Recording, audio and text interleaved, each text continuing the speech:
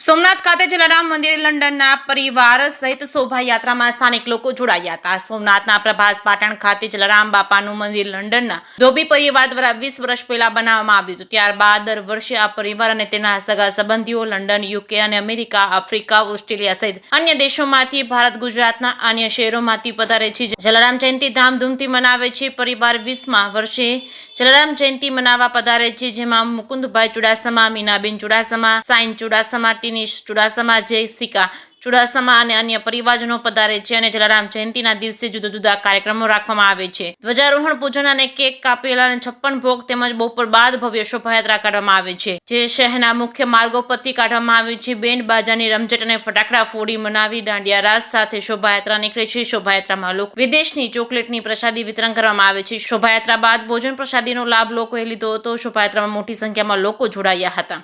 જે કે સિંહ ગુજરાતી સાથે મહેશ વાજા, સોમનાથ।